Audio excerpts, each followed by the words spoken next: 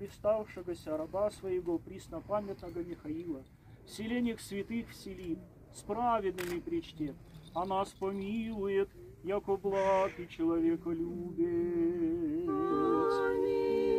В облашенном успении вечный покой подашь, Господи, усопшему рабу Твоему преснопамятному Михаилу, и сотвори ему